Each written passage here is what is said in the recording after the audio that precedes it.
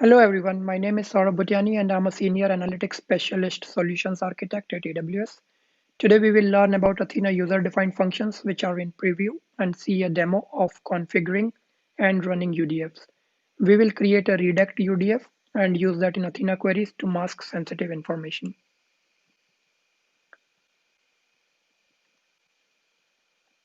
So let's look at some of the challenges without UDFs. Without the support for UDFs till now, it was difficult to pre or post process the data.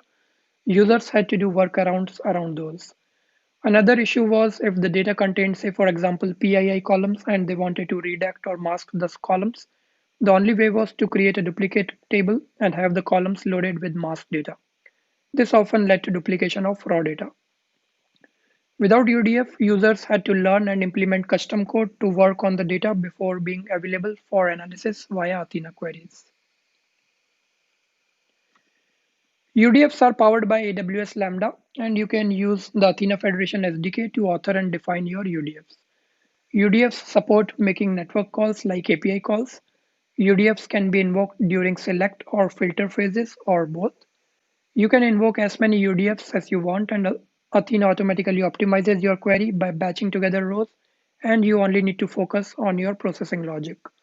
While Athena provides built-in functions, UDFs enables you to perform custom processing, such as compressing and decompressing data, redacting sensitive information, or applying customized decryptions. UDFs help in serverless ETL and can scale easily.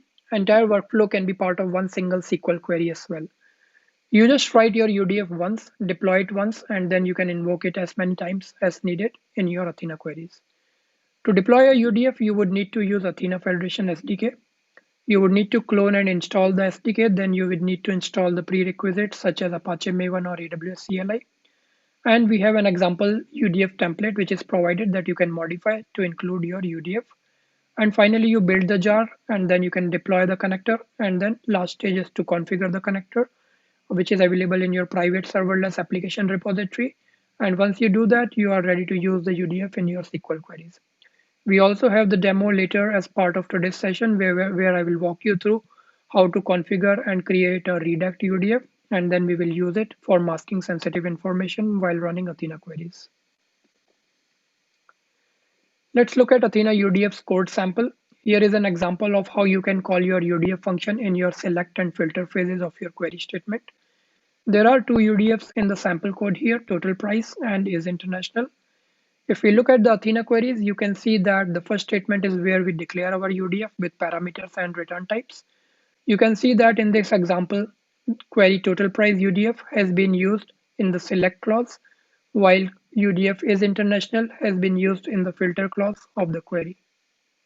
So as you can see, UDF functionality provides you with a very powerful way to define your scalar functions and apply that to your data set. With that, we will jump into the demo mode. And for the demo today, what I will do is I will use one of the blog posts that we have for creating redact UDF and using that with Amazon Athena. I will deploy the CloudFormation template from this blog, but again, you are free to use your own development environment for building this UDF. The CloudFormation template as part of this block creates a Cloud9 environment. Cloud9 is a serverless integrated development environment, which makes it easy to monitor and debug your applications and develop the applications. And what I will do is I will go to the Cloud9 console where I see that if I go to the environments here quickly, I see that the Cloud9 IDE environment has already been created for me. I'll click on Open IDE. Once I click that, I will be brought into this screen and I will see that a terminal has been populated for me. Once I'm on this screen, I will basically go back to the blog and follow the instructions from the blog. So the first step is when you're creating your ID with the AWS Cloud9, you need to resize because by default, AWS Cloud9 comes with 10 GB of disk space. And since we will be using the development environment for doing git clone and other things, we might need a little bit higher space. So as a first step, I will go and run this particular query. So what I will do is I'll copy the instructions from the blog for doing the resize. I already did a call command here, which got me the file. And as a next step, I will go ahead and run this command, which will basically resize my Cloud9 disk space to 20 GB. And once this is done, what I can do is I can issue df-h command to see that I have the necessary disk space created for me. I can see that 20 GB is there available for me. As a next step, what I will do is I will basically follow the blog and do a git clone of AWS Query Federation SDK. And once I'm there, what I'll do is I'll do a cd into AWS. And as a next step, I will just do a sudo chown on the profile. And then finally, I'll run this particular command. What this will do is that it will make sure that it is updating my development environment and creating the necessary tools and scripts which are needed for doing my UDF compilation and deploying the UDF. Again, some of these steps will require manual intervention and ask for a couple of commands that you want to say yes or no.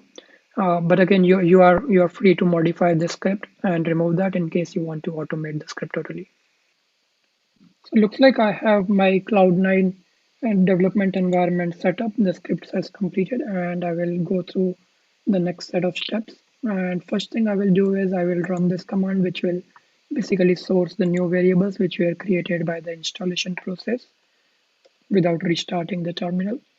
And then what I will do is I will expand this AWS Athena Query Federation folder on the left-hand side, and I will go into Athena UDFs. Again, I will keep going to look into the main Java class. And I can see that I have Athena UDF handler.java. I will double click on that. And what that does is it brings the code out here. And if I go and look into the code here, I can see that there are already a couple of functions provided as part of this, like compression and decompress and so on. So what we will do today is that we will go and add our own redact function here as part of this particular class file. So you could use our blog and you could basically copy the function code and put it in this class. But an easier way would be that we already have a Java class file created for you, and you can run this call command, which will basically bring that same Java file and overwrite into the respective folder. So I'll run this call command, it goes and changes my code. And if I go and look at my code now, I should see that a redact method has been added here just before the compress. And what it does is basically it will take a string from Athena query, a column, and then it will basically mask all the characters of that particular data set except the last four characters. So basically, say if you have SSN and so on, and if you want to only preserve the last four characters, then you can use this particular redact method.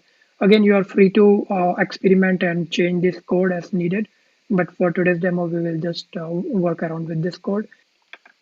So after I have created or updated my class file with the redact method, what I will do is I will run an mvn clean install on the AWS Athena Query Federation directory to make sure that I have the necessary jars, which are going to be the dependent jars for compiling the UDF method. All right, so this step is completed, and next step is basically I can now go ahead and build my UDF jar. So for that, I will just go into the respective directory, and then I will issue the mvn clean install command. All right, so I can see that my build is completed, and I've got a new version of my UDF jar created out here. I can also check that under the target directory here, and I can see Athena-UDFs has been created. Next up, what we are going to do is basically we are going to publish this new jar or the UDF method that we added into our private serverless application repository. And for doing that, I will use one of the tools which is already provided as part of this. And I will go ahead and do publish. I need to specify an S3 bucket here where the jar and the connector code would be copied for the AWS serverless application repository to retrieve it. So let me put my S3 bucket name here, get name here. And finally, I need to provide a name for this particular connector, UDF. And in my case, I will provide it as Athena-UDFs, but you can change it as per your requirements. I will say yes for because the script does a couple of actions where it uploads the package connector to S3 and it uses an SAR bucket policy to grant serverless application repository access to the connector code in S3. I will say yes here. And again, it asks me for another policy because it sees that the bucket policy does not exist. So I will say yes. And with that, it will add the necessary bucket policy. And I see that my UDF connector code has been successfully deployed to the private serverless application repository in my account. At the end of this publication process, I can see a console link which has been provided. If I click on that and I can say open, it will open in a new tab in my browser. And therein I should be able to see my applications. I can see that Athena user defined functions has been created for me. And I can also see it if I click on my applications, I can see it deployed here. Next step is basically to go and configure this particular application. So for doing that, what I will do is I will go to my list of available applications under private application show apps that contains I see Athena user defined functions. I will click on that. And once I do that, it will open a Lambda console. And here I can see that it provides a template and which is basically a CloudFormation template that this Lambda will deploy as part of the deployment process. And on the left-hand side, there is a README. Again, you can customize this README in the code if you need. But basically, it talks about various functions here. We did not add a README for the redact, but you can add that. And once you do that, it should start showing up here. For the secret name, in our case, we don't have anything on the secrets manager or credentials to be stored. Just enter database dash star. In the function name, I will enter it as custom UDF, and then I will keep the rest of the parameters as default. I will hit I acknowledge, and I click on deploy.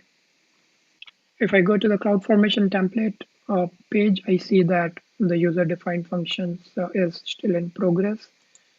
I will wait for it to get completed. I will go back to the Lambda console. I will hit refresh here, and I see that it has also created here. So the next step, what I will do is I will go to saved queries on the Athena console. I already have one query saved out here for the UDF.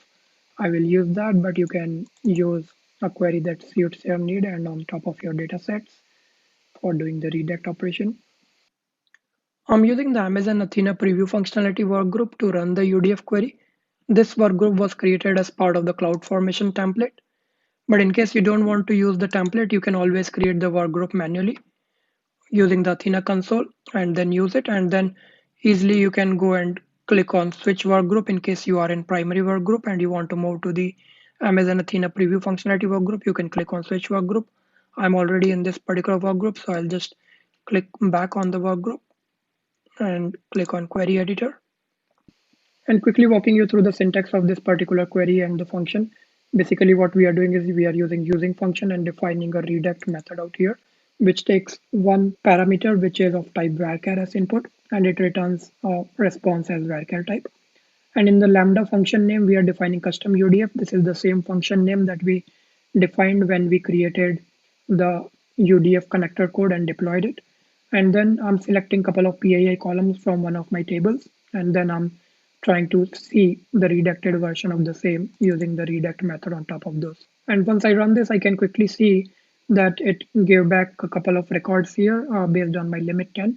And I can see that my redacted version shows only the last four characters while the rest of them are already covered with XXXX, similarly for phone number and redact address.